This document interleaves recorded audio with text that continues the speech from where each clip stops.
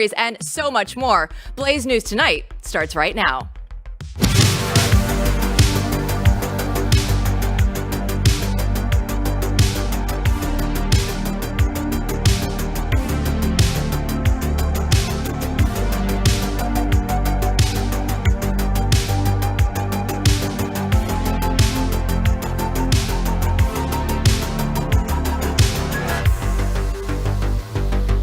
Welcome to The Chaos. I'm Jill Savage. Today is Tuesday, August 27th. The parallel investigation into the Trump assassination attempt, led by Representatives Eli Crane and Cory Mills, took place yesterday.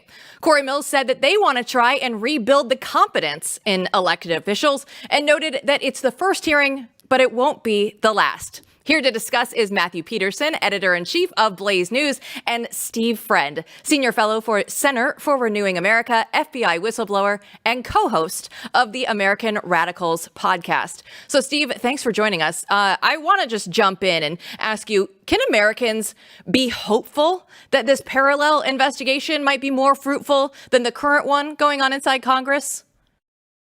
Any port in a storm at this point. I have no confidence that the FBI is going to carry forward a transparent and complete investigation. I mean, this is the same agency that said the congressional baseball shooting in 2017 was suicide by cop, not an actual assassination attempt. And they've classified this as potential domestic terrorism. So they're going to classify it in a way that they can't report back to Congress. This was the necessary step to have proper oversight. And this parallel investigation actually has a chance, if they put forward a proper and thorough investigation, bring forward some of the experts that can comment on it the best, that they might be able to get the American people some answers in a timely fashion. Look, the FBI agents, you only have to do one investigative action every 90 days to be in the good. The 60-day time limit for them is actually quite a big ask. I think that these guys that seem really interested and motivated to get the answers to the American people are going to outdo the FBI and put the real pressure to them. Steve, what do you hear that other people are saying about this? And has it had an effect on the official investigation? Is this going to light a fire under people or people ignoring it? What's going on? Well, I think that this will light a fire under people. I think that there's been actually an appetite galvanized within the media to expose some of the problems that have been ongoing within the Secret Service for a while. That's what gives me a little bit of optimism. I think I read a week ago in Real Clear Politics about the fact that Donald Trump's protective detail has some infighting going on, the fact that they had people falling asleep on duty, the fact that the people who were supposed to be running the show in Butler, Pennsylvania had no protection experience. The 2-decade experience Secret Service agent who had proper oversight of that official event had never been on a protective detail. And that's been exposed in mainstream media at this point. I love that they have the parallel investigation going on, but the one thing that does concern me is they don't have subpoena power. So how is that going to play out with this parallel investigation? You can still do a lot. And that involves just recreating the scene, talking to the official witnesses here, and then putting the pressure on because you might not necessarily have subpoena power, but you do have oversight responsibilities. And there's a funding battle to be had. If these organizations, these agencies like the Secret Service, like the FBI, are not going to be forthcoming with that material, if they're going to say, I'm sorry, Congressman, can't comment on an ongoing investigation, there still is a last break glass, if necessary, situation here as the Republicans come up on the end of the fiscal year. There's going to be a budget fight. This could be a wedge issue. This is one case. They should demand the answers. They should demand the access to the materials that the FBI already has. You know, yesterday, Cory Mills talked about how is this, gross negligence that's essentially criminal at the level of criminality, or is something else going on here? What do you think is the tip of the spear for the questions that need to be asked to get it which this is? I think we need to go back in time. It's my contention that this is not a one-time incident. There's this myth of competence that exists with the Secret Service, like many federal law enforcement agencies. These failures, I contend, have happened for a long time, and they've just going on, and they just haven't been tested. They haven't had someone actually try to take that shot because people watch TV and movies, and they think that if I get up and take a pot shot at a current presidential candidate, then I'm going to get smoked by a counter sniper team. That's not true. So the best way to go about that is look at simple things like who was on their phone, who was on their government phone at the time that this was going on, maybe scrolling through social media. Let's go talk to the locals and see what sort of engagement that they got from the advanced teams from the Secret Service. If those failures were happening, there's going to be a track record of happening in the past, and there will be local officials who are anxious to bring that forward because they are tired of getting blamed by the federal government for these failures. Steve, there was a whistleblower that came out and told Senator Josh Hawley that Secret Service agents planning Donald Trump's rally on July 13th in Butler, Pennsylvania, were discouraged from asking for extra event security. So in what world would that make sense, Steve? Well, the funding for the Secret Service is up by over 50% in the last 10 years, but their staffing for the protective details is down. They've had such attrition rates. So they're going to make the argument that we don't do more with less. We don't have the manpower or the resources. We're going to have to spread this out there the best of our ability and rely on other assets like Homeland Security investigations to fill that gap, rely on locals to do that. But that just doesn't pass muster, especially when you have someone who is such a high influence person like Donald Trump. He should be afforded the maximum amount of protection. They can't just continue to rely on having a limited number of resources available to them. Steve, how will we know when we can trust the Secret Service again? What needs to happen for us to trust them? Well, the same thing that needs to happen with the FBI, a full and transparent look at what's gone on. The media has done that to a certain extent here. I think the shine is off the Secret Service. Look, it was exposed that in the last year, there have been multiple failures that have gone on that have gone virtually unreported. Last year, they had someone get onto Barack Obama's Hawaiian estate just to take pictures for social media. That wasn't reported. Just 2 months ago, the Miami field office had someone break in and spend the night and allegedly look at pornography all night long on an open internet source that the Secret Service had because they propped open the doors to get more ventilation.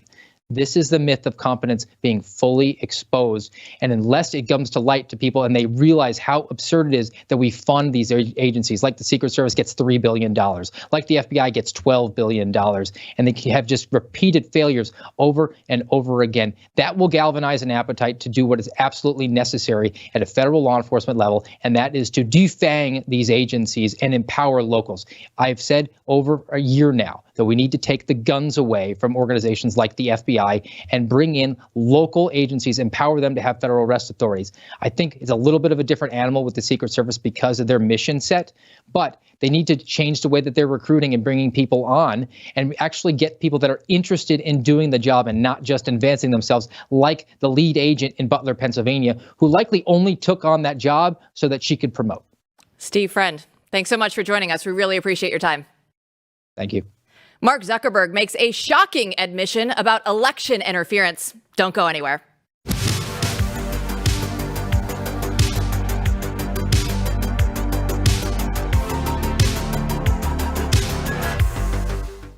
Did you know there's nearly $1 trillion of infrastructure and pandemic funds yet to be sent? That's right. There's a massive amount of money that the lame duck administration is pushing hard to spend in their last few months. If the president is able to push these funds out, then we could see another prolonged inflation surge, just like we had during COVID. And I'm sure that you remember all of the terrible effects and high prices that had for most Americans. But there is hope. A surge in prices can be beaten. A gold IRA from Birch Gold Group is the ultimate inflation hedge for your savings in uncertain times. To see how to protect your IRA or 401k, get your free info kit on gold by texting the word Jill to 989898. Birch Gold makes it seamless to roll over your retirement account while preserving your tax advantage status. So don't wait for the president's spending spree to tank the dollar even further. Protect your future now. Text Jill to the number 989898 for your free info kit from Birch Gold. Meta CEO Mark Zuckerberg submitted a letter to the House Judiciary Committee stating that he regrets his role that his company has played in helping the Biden administration censor Americans and suppressing information ahead of the 2020 election. Here to discuss is Andrew Chapados, host of Unauthorized Opinions and writer for Blaze News. So, Andrew, thanks for joining us. So how critical is this admittance from Zuckerberg, especially leading up to this election in November? I think it's really critical, and I think what most people are going to say is why now? But the actual admittance by Zuckerberg, or the Zuck if you prefer, it is huge, right? Because you've had so many years of people denying and defending social media websites like YouTube and Facebook, and of course Meta, as it's called, denying that there was ever any election interference or denying that there was any censoring or silencing of voices that the machine didn't agree with. So now to have Zuckerberg come out and actually admit this, it'll be interesting to see how it plays out, in left-wing media and other sources closer to the White House at this point, and what their opinion is on this and how it changes. But I think what everyone's asking is, why now? Why is he doing this at this very moment? What's inspiring him? And if this is a little bit of a 5, 12, 13D chess happening right now, who knows? Andrew, we should definitely get into that. But first, just talk to us a little bit about the reception. How's this been received in the tech community and beyond? I mean, I see a lot of people, for instance, first saying what you just said, oh, whoa, he actually said it. He said it right here. He admitted that this happened. But what else is going on out there? Well, people are saying, everything from I lost money from this. Is there going to be any sort of, rollback to the amount of money I should have been? Is their reach going to be readministered? Because everybody knew, I think around 2020, the beginning of 2020, that they sort of flipped a switch and started censoring and silencing and pushing down voices. They really did this on YouTube a lot, and in the last couple of years, they escalated it on Meta platforms. So people are really talking about, what does this mean for the future? Is Facebook going to allow their reach to flourish, and maybe they'll be remonetized and be able to make an income off of the social media access?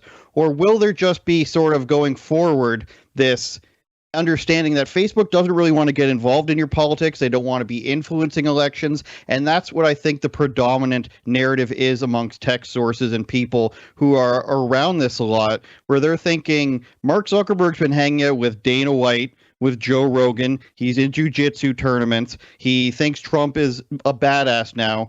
Has he been influenced so far that he doesn't even want to be involved in left-wing politics anymore? And I think you see a lot of that, and I think you see a lot of him focusing on Meta products like the augmented reality and things like that. So I think people are going to start thinking that the Zuck just doesn't want to play ball anymore.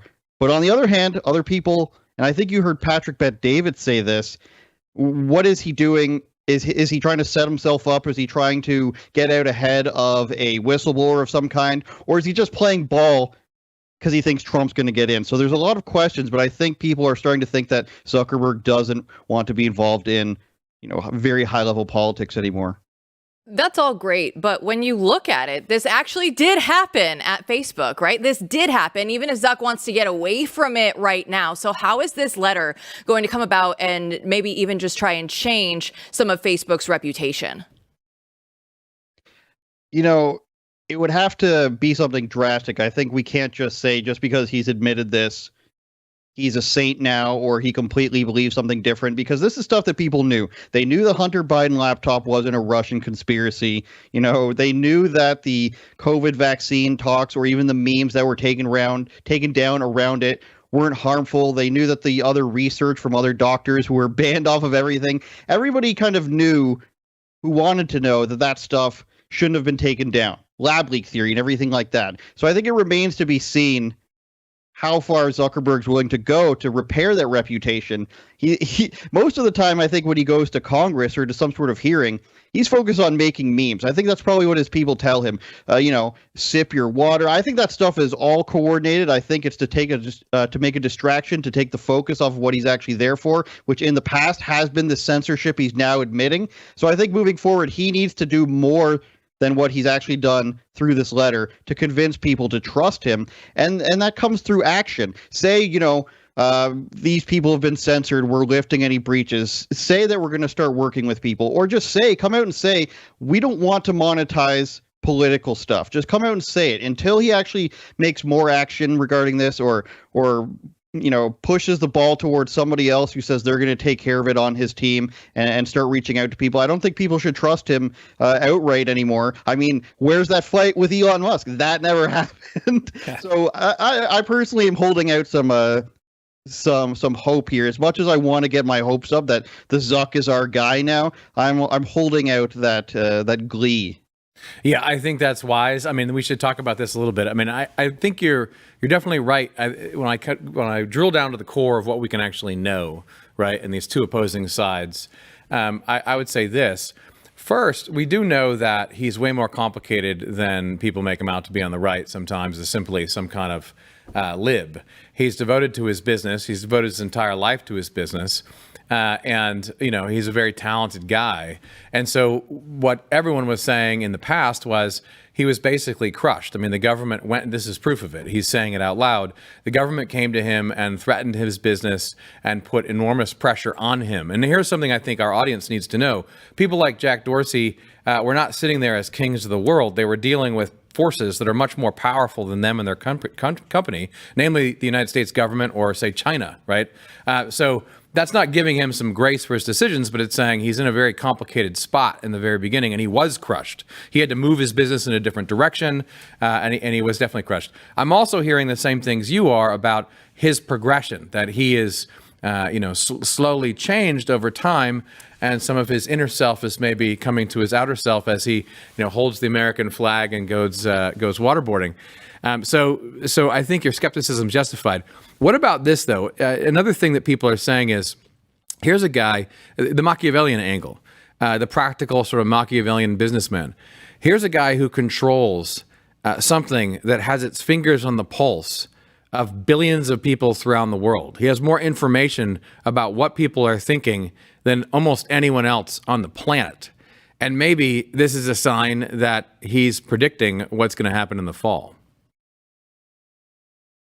I think that's a valid point. I mean, if he has information which has been sold in the past, to remind everybody that he knows how people are going to vote in this election, and they've done studies on this, the social media platforms are able to predict a lot of things. If he knows how it's going to go in November, then he knows by this judgment that he must know that Trump's probably going to win, and he wants to get out ahead of that, saying that he's awesome, saying he's very American, cozying up with that new inner right-wing circle that shows up at UFC events. There's maybe something that Zuckerberg knows that the rest of us don't. We can't just, like you said, write him off as some, kooky programmer who's played by Jesse Eisenberg and outsmarted the Winklevoss twins.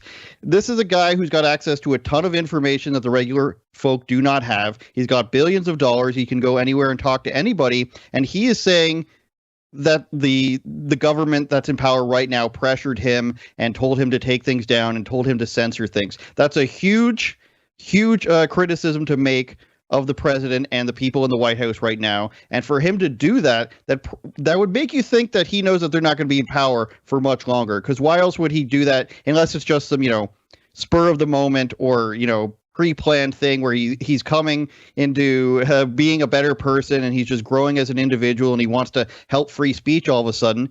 If that was the case, then you'd be like, well, where were you in the last 5 years, Mark, when everybody was complaining about this? Something has happened or something is going to happen that he probably knows about and he wants to get out ahead of it, or he just knows something. I think the idea that he's just having I don't even know what the term is, but he's just, waking up. I think the odds of that one are pretty far down the list of reasons why he's releasing this letter right now. Andrew, thank you so much for joining us today and dropping the first Winklevi reference on Blaze News tonight as well. Peterson. Winklevoss, they're the rowers. That's right. Peterson, before we go, I want to ask you, would any of this be happening if Elon Musk didn't buy Twitter and force the issue of free speech? I think that's a great point. I mean, certainly a lot of what's going on right now has to do with the fact that Musk made this act of business statesmanship in the purchase of Twitter precisely to keep the speech open and free in America. And it's astounding to think. I mean, the Constitution says Congress shall make no law abridging the freedom of the press and speech in this country. But apparently, if the administrative state decides to tell Facebook what to do and say and censor them, that's okay because they're not Congress. They didn't make a law. So I do think we have Musk to thank for this. And I think Musk has also pushed a lot of people in tech to take up his example. He's provided a role model of someone who just said no to the man. Yeah, and I appreciate it, but I want more than a strongly worded letter. When we come back, Republicans have a chance to stop non-citizens from voting in U.S. elections. Coming up.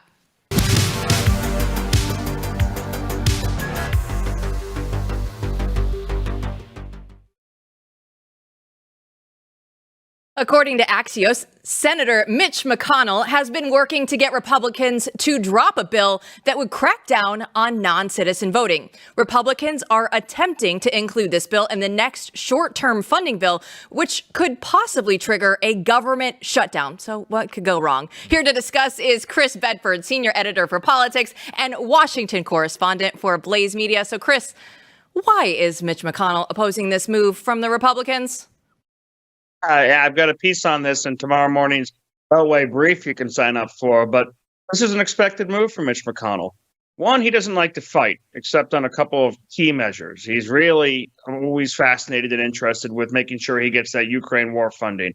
He cares about judges, and he cares about stopping campaign finance reform. Aside from that, he doesn't like a lot of the conservative agenda, the Republican agenda. He's kind of got his own agenda. And also, Republican leadership is really averse to anything that they think could cause a shutdown. Their logic is that the messaging on shutdowns is usually lost, that Democrats have the corporate media on their side. Shutdowns basically, as almost a necessity, come right before an election. They usually come in the fall, and it's a hard battle to fight. And so he thinks this is something that could cause some electoral harm to Republicans. But there's a big pushback to this, and I think it makes sense. Conservatives and concerned Republicans who are afraid about election fraud, who took the Democrats at their word when they talk openly about getting illegal immigrants access to voting, when they talked fairly openly about not wanting to pass any laws that would make it difficult for non-citizens to be able to vote. If you're concerned about that, you take those Democrats at their word, which you should, I think, then you say, to heck with the potential problems with the election. Passing this is a must-do. Also, the thing about shutdown fights is when they're over things like Obamacare, well, that might be something that gets conservatives going. It's not something that's going to get Democrats going or independents going at the same level. Illegal immigrants voting in elections is something that's a concern to even Democrats, according to polling. Republicans have a pretty simple message here that they can push. So if they say, listen, we'll fund the government for a couple of months, but in order to do so, you have to agree, Chuck Schumer, to pass a law that says we're going to protect our election system. That's a hard fight for Democrats to have. And I think this is a hard fight for Mitch McConnell to fight against the GOP. Chris, we should say it was right here on the first episode of this show where Senator Mike Lee talked about the fact that he was going to do this and push this forward and tie the SAVE Act to the budget. Can you address a little bit, I mean, this is a time-honored debate, right, among Republicans. Address the usual suspects and the objections that they would have, Mitch McConnell and others, saying this is a bad idea, it's never worked out, it's going to make us look bad. Yeah, that's their main concern, kind of some of the things that we were just talking about, that in any kind of a shutdown fight, Democrats not only have that access to the media, but they have a Machiavelli-like ability to inflict harm on the American populace in punishment for any kind of shutdown fight. Shutdown fights used to be fairly common. Jimmy Carter had a lot of shutdown fights with his own Democratic Congress, fighting back and forth over abortion. Ronald Reagan and Tip O'Neill had a couple shutdown fights. People like to pretend this is modern, but what's really modern about it, it was under Barack Obama, the use of mass punishment on the American citizenry. I remember in my neighborhood, the National Park Service, which I never saw in my local park, would show up to tape shut different boxes in the park where you were allowed to leave books for your neighbors, said they don't have the funding to keep them open. They went down the C&O Rail Canal Trail, and they removed the pumps from water pumps so people couldn't drink water while they were bicycling because they said they didn't have the funding. A friend who ran a kayak stand where you could rent kayaks, it was on park land. They went there and they tried to shut it down. It was the first park ranger that had been down there in decades, said, we don't have the manpower to protect this kayak stand. They even tried to rope off the parking lot at Mount Vernon before that someone had to come out and say, this isn't owned by the federal government. This is owned by the ladies of Mount Vernon. Get the heck out of here. They shut down restaurants. They tried to inflict max pain. They tried to hold up Social Security checks, hold up paychecks. So Republicans are, of course, wary of that. But Mitch McConnell's also trying to sweeten the pot here when he offers a clean CR, which is Washington, D.C. speak for they're not going to load a bunch of new spending bills into this. McConnell is an appropriator. He wants more spending bills. He wants to be able to add billions of dollars to commit the next president, whether it's Trump or Harris, to billions and billions more spending in Ukraine. So a clean CR is his hope of saying, listen, I won't add all this stuff to the pot, but you have to walk away from the SAVE Act. And conservatives are pretty wary about that offer. Listen, they want clean CRs in Washington, D.C. They want election integrity out there in the states. And yesterday, Texas Governor Greg Abbott announced that since 2021, Texas has removed 1 million ineligible voters from its voter rolls. And these people are included with the felony convictions, the dead people, the non-citizens. But 30%, Chris, of those non-citizens had voted in previous elections. So my question to you is, are things actually going to change this election cycle? Republicans are finally starting to wake up. I think it's still just beginning to fight back against this stuff. And when you see these different activist groups and these different nonprofits or different Democrat politicians sue to try to stop purging voter rolls, then it's really worth wondering, why are you doing that? They claim it's about disenfranchising people, but really it's about illegal voting. And keep in mind, people like to say, well, there's not that many examples of dead people, for example, voting. Well, for every dead person who supposedly votes, there's a lot of live people who never cast a vote, so they don't get caught. The way you actually catch someone voting this way when you run the rolls and do an audit is if that person no longer is alive. Friends of mine, when we were reporting, or contacts and sources and people I met when I was reporting in Philadelphia in 2020, right after the election, talked about showing up at the ballot boxes and finding out that they'd already voted. They had to go to spend hours of time to get their vote undone and cast it themselves. There's a lot of fraud out there, and only in some places does it really make a big difference. But in a lot of these elections, they're razor-thin margins. So people who are pushing for this, I think, are doing good work, and it's an important attempt to restore some trust in this system. I have to say, we recently published an op-ed about this where we had someone arguing that, a lot of laws have been changed. So there's a little bit of a white pill feeling about this out there, but we'll see. We'll also see two candidates in a debate on September 10th. What are we thinking about that? It looks like Kamala Harris is going to be taking off basically a couple of weeks to prepare for this debate, which is something that Joe Biden did the same with his Camp David preparations. And that's an interesting thing. I think that puts even more weight on Harris to do well, because when you spend your campaign essentially to prepare for a debate, then people can expect to see your best performance possible. And she really needs to deliver that. Donald Trump essentially has saturated American airwaves for 30 years. Kamala Harris has not. And since becoming the nominee, she's only even just today set up one dual interview with an outside outlet. I mean, she's sitting next to Tim Walz. And those are not really serious interviews. They're softball interviews, kind of about the dynamic between the two candidates more than asking serious policy questions. They've even held Walz back from doing interviews. So there's going to be a lot of people watching by September 10th. Aside from us nerds, most of the American electorate doesn't really start paying attention until Labor Day. So people actually will be tuning in. She's going to have to deliver her best performance. She's going to have no excuses. And it looks like it's going to be a fun night. It is going to be a fun night, and I love it because Trump posted on True Social that there's no notes, as he called them cheat sheets. Chris Bedford, thanks so much for joining us. Good to be here. Our next guest recalls his encounter with Tim Walz outside of a George W. Bush rally. Stay tuned.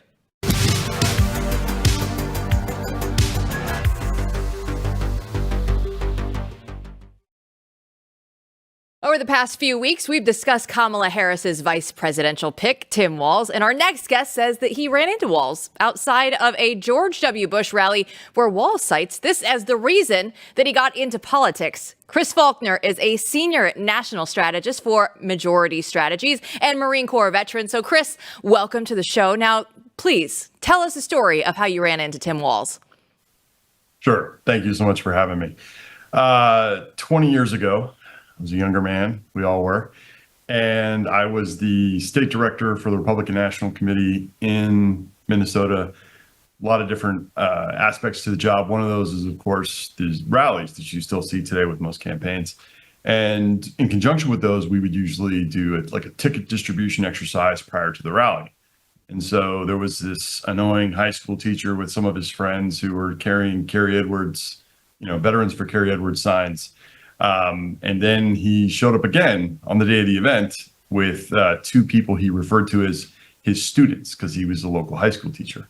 And so we had asked him, weren't you just out protesting the other day? And he said, well, yes. And I said, okay, well, then you don't get to come in because this is a private event. And he said, well, you can't. And he was very, self-righteous. I'm a veteran. I said, great, I'm a veteran too. And he's, these are my students. I want them to see their president. The students born in high school, they're both members of the College Democratic Club. Fine. Our job was to make sure that we didn't have any anti-war protesters and people interrupting the president or, God forbid, throwing anything or something like that. And, somebody's clearly a protester and clearly trying to get into our event. Just told him no. And he threw a fit about it and, yelled at us a fair bunch, said a couple of choice words, and I wished him well. And honestly, I forgot about it after that because he was one of many difficult people I had to deal with on that particular day. It wasn't until 2 years later when he announced he was running for Congress that my friends in Minnesota contacted me and said, hey, great job, buddy. Now this guy's running for Congress. And I said, yeah, but it's not like he's going to run for governor or anything like that. No, I was wrong. I found him, like I said, he was just kind of obnoxious, and he tried to play the veteran card, which I see other veterans do sometimes, and it's disconcerting. You served your country in uniform, that's great, but don't try and use it as some sort of way to intimidate people that aren't veterans. I've seen the commentary about his, alleged stolen valor and then him using a rank that he didn't. When I left the Marines, I was a platoon sergeant, which is basically the role of an E6 or a staff sergeant. My rank, though, was only E5. So on any of my backpack or any of the paperwork that I have a sergeant's chevrons, which is E5. I don't claim to be an E6. And what Tim Walz did is really kind of strange, that you served in the role for a short period of time, but then you took on the moniker, even though you were never actually promoted to that rank, and put it on challenge coins and letterhead and all this kind of stuff. So it just, as a former enlisted man, it just was very odd. Chris, the more I hear about this guy, the more I just get kind of creeped out by him. To use a complicated word. Two things. One is, so he was yelling and screaming. He was yelling at you guys and throwing a fit. Like, what do you mean by that? And then two, what do you think the connection is between his experiences at this rally and his supposed reason for getting into politics? Sure. It was a brutally hot day. I'm sure I screamed and yelled at him too. And we had people who had waited in line for hours to get into the event. And I'm sure he probably had to wait for a long time. And so when he got to the front of the line and we asked him to leave, I'm sure he was pretty pissed off. But there was a kind of a theatrical aspect to it. Like he was trying to make a spectacle of himself. And, the referring to the high school students as my students when they're actually college students and they're with the College Democratic Club. He was basically kind of putting on a performance for show. But again, he was one of like 20 different people I threw out that day. So I literally forgot about the guy after it happened. And it was only later when somebody reminded me that he was a veteran. And I said, oh, yeah, there was some guy in the Army who yelled at me about being a veteran. And I just basically told him where he could shove it because I'm a Marine Corps veteran. And I really don't care what an Army veteran says to me. In terms of, his interactions with other folks, it just seems very kind of premeditated. He announced in his big speech when he ran for Congress, and he always references this story about how he was denied the ability to see his president. And it just rings kind of hollow, to be honest with you. Jill, I think they call that being a theater kid. They do. Absolutely. Now, Chris, my question for you is, okay, you said he ran for Congress and then he was going to run for governor. Sure. Well, now he's all the way on the vice presidential pick for the Democratic ticket. So what are you and your friends talking about now in regards to Tim Walz and as far as he's gotten here now? Well, I wrote a quick post on this on Substack, and I told my friends, in politics, and I said, listen, the good news is that he's still going to be the governor of Minnesota this time next year. The bad news is, for the people of Minnesota anyway, he's still going to be their governor this time next year. Everything that he has done there is he is a good face for trying to kind of win back Midwestern Democrats. I think it was a savvy choice on behalf of Kamala's campaign.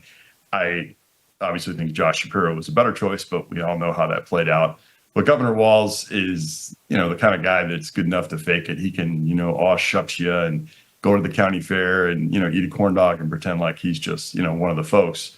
Meanwhile, he let his city burn down around him and has passed some of the most, even for Minnesota, some pretty crazy liberal policies there. And so I get a lot of text messages with my friends telling me this is somehow my fault.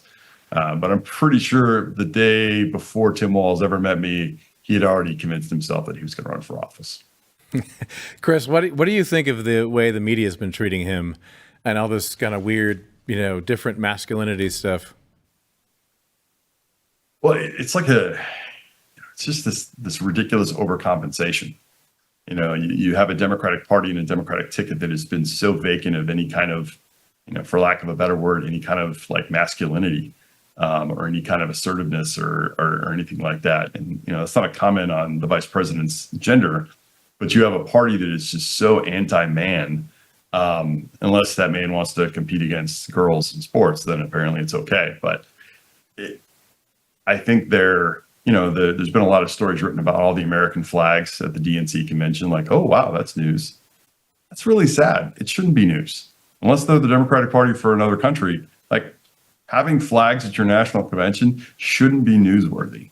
And it's just kind of sad because it speaks to the current state of the Democratic Party that has chosen to basically find every point of American history or American policy that maybe we didn't get right and choose to focus just on those things and ignore the 75% or 80% of the things that America's gotten right.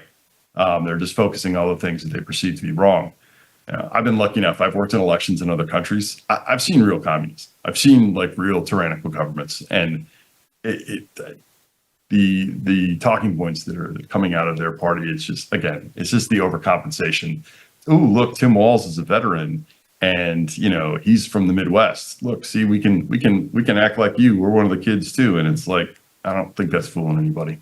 Well, Chris, yesterday, Donald Trump attended an event at Arlington National Cemetery of the 13 fallen service members. And Joe Biden and Kamala Harris were nowhere to be found. And we got a headline that said, how the hell was Trump allowed to use Arlington National Cemetery as a campaign prop?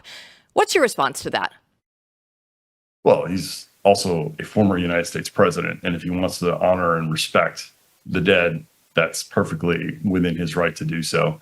And there's an amount of deference. If President Obama wanted to go down there and honor the dead, he would have gotten the same treatment. If President Bush wanted to do that, he would have gotten the same treatment.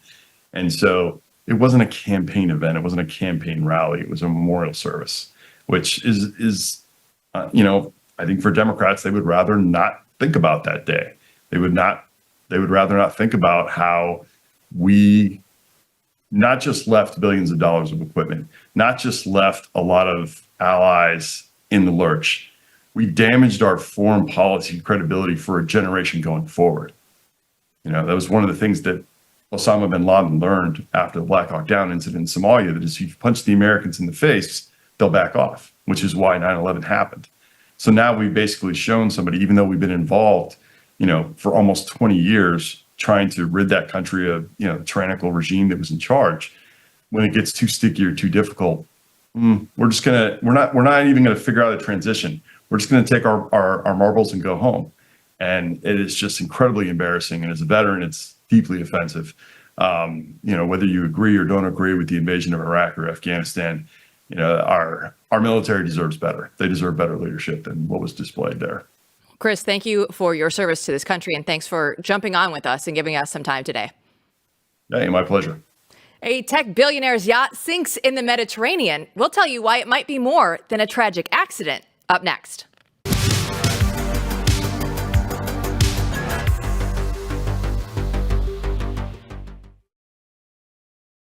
British tech billionaire Mike Lynch recently passed away when his yacht sank off the coast of Sicily. The captain of the ship is now under investigation for manslaughter. And on the same day, Lynch's colleague, Stephen Chamberlain, died by getting hit by a car while on a jog. So these accidents occurred just a month after the two men were acquitted of charges related to alleged fraud. Now, these suspicious circumstances have led to no shortage of conspiracy theories. So here to break down those for us is James Poulos, the BlazeTV host of 0 Hour. So James, we love a good conspiracy theory. So what are some of them that are surrounding these events? Hey, Jill. Well, this is a crazy one. There's a lot to work through here. I'll try to hit the highlights. The first thing that's on the table here is what exactly happened to this super yacht that was carrying Mike Lynch, as well as some other folks, including the head of Morgan Stanley International. A lot of UK subjects out there. Some members of the venture fund Invoke Capital that belonged to Mike Lynch, which maybe we can get to in a little bit. What was strange about the capsizing of this boat was there was another ship, another yacht nearby that was also anchored in the area that was not destroyed and really not even damaged by this storm. There were initial reports that it was a water spout that took the boat out. Local investigators, the Italians, this is off the coast of Sicily, said that it was more likely that it was just kind of like a flash storm that was more of a downpour. So there are questions about the boat. The boat's known to have this very tall mast. It's one of these sailing super yachts. There are questions about whether the mast was so heavy that it kept the boat capsized. But then there are other questions. This is the kind of boat where if you really batten down the hatches, it should be unsinkable. That's according to the designer of the boat. So there are questions of whether or not somebody sabotaged the boat or left something open that should have been closed during the storm that did hit. So all kinds of questions here. A one-year-old was fortunately saved from the disaster by the mother, who's a member of this Invoke Capital that belonged to Mike Lynch. So there's some questions swirling around that. Then we've got the car accident. Stephen Chamberlain, who is the CFO of Autonomy, this highly regarded British sort of tech AI company. The CFO was hit, as you said, by a car. Local police have the make and model of this car. It's one of those British brands that no Americans ever heard of. They have a woman, a 49-year-old woman who was taken into custody, or at least questioned, identified as the one who hit Chamberlain. Police put out a call for witnesses, and there were none. So like you said, they died on the same day. Very suspicious. Both of them acquitted in a recent trial in San Francisco, which was brought to basically hold them liable for some shenanigans, which we might also get into, pertaining to the sale of this firm Autonomy to Hewlett Packard back in the 2010s. This was a huge scandal at the time. Hewlett Packard acquired the company for billions and billions of dollars, and then very soon thereafter had to write down about $8.8 billion as a loss. There are some interesting questions about who was president of Hewlett Packard at that time, why his tenure was so short, why he made such a really a 180 in sort of defining Hewlett Packard's business model. And the acquisition of this company was designed to be the piece that allowed Hewlett Packard to pivot in this massive way from hardware to software. So lots of questions here, and we're just beginning to scratch the surface. So we have, on the one hand, Hewlett Packard buying this company for, I think it was $11 billion in the 90s. Fraud case comes out of it. These guys were both involved. They're acquitted. And then there's also a venture firm, and there's these two horrific accidents. So who's behind the deaths, if there's a conspiracy theory about this, or what are the powerful forces that are at work? Well, so the key that you have to understand here is that there's a firm called Darktrace. Darktrace is a cybersecurity firm. Darktrace was the first company that was backed by Invoke Capital. What's important is that the existence of Invoke Capital was the result of Mike Lynch successfully selling Autonomy to Hewlett Packard. So the moment that Hewlett Packard bought Autonomy for whatever it was, I think it was maybe $11 billion. Mike Lynch turned around and backed this cybersecurity firm Darktrace, which Invoke Capital became the largest shareholder of, and also many of the core members of the Darktrace team were in fact members of Invoke Capital. So Invoke Capital partnered up with, and they're very vague on this point, we're trying to sort through it. intelligence experts. It seems like those kinds of people must have either been high-ranking members of the British intelligence agencies or former members. You know, you can always put a little asterisk after former members of an intelligence community agency. And they partnered together to create Darktrace, which became this incredibly hyped sort of cybersecurity firm, which was taken public. The valuation sort of spiked, you know, perhaps not surprisingly. And that's really when kind of the opportunity for people trying to understand what happened to Mike Lynch to peer into the kind of nexus of British intelligence and you know, obviously American interest in what exactly was going on with Hewlett Packard, an American company, buying a product that allowed the seller of that product to spin up a sort of homegrown British intelligence high-powered cybersecurity capability. It very quickly became a matter of national security, not just for the UK, but obviously for the US as well. Now, what's interesting, there's a guy by the name of Leo Apotheker. Leo Apotheker was CEO of SAP, one of those big German companies. He was, in fact, at the time, the second descendant of Holocaust escapees, Jewish refugees, to head a German corporation at that time. He spent his youth in Israel, went to, I think, a university in Jerusalem, speaks 5 languages. You know, one of these guys who, you know, you don't need to be a conspiracy theorist to kind of begin to understand, you know, there's a certain level you turn to certain kinds of people for these CEO jobs. People who are well-traveled, people with a lot of international connections, people who have facility with multiple languages. And so this is the guy who becomes the CEO of Hewlett Packard in this very narrow window here, where HP decides that they're going to make this huge swing from the kind of consumer hardware goods that they're known for to software, and autonomy was going to be the big piece. So he's the one who made that decision. Then they had to write down the acquisition. Shareholders got really mad. They threw out Apotheker. They brought in Meg Whitman. Yes, famous Meg Whitman of failed, I think she spent $100 million trying to become governor of California. So Meg comes in, tries to clean up the mess, re-pivots Hewlett Packard back to hardware. And so you look at the chain of custody here between, you know, Mike Lynch, his various endeavors, a lot of money flying around. The last piece of this that I think, you know, really deserves a magnifying glass here is there's a private equity firm that was out of Chicago. They moved down to Miami in 2020 around COVID times, called Thoma Bravo. Now, Thoma Bravo is very well known in private equity for being one of the foremost, if not the foremost, basically arbitrager of high-tech security companies. So they do a lot of work in sort of looking for tech companies, especially ones that are deeply involved in security, and in effect flipping them. They buy them up, maybe, you know, not at their peak. Maybe got like 20 seconds. Wrap it up. Go quick. Yeah, they do this stuff and they sell it back. So this is the private equity firm that has gone ahead and purchased the cybersecurity firm that is at the center of this kind of controversy. That sale is going to go through, and no doubt they're going to repackage it and sell it back. You got to get back to this. There it is. That's all going to be for Blaze News tonight.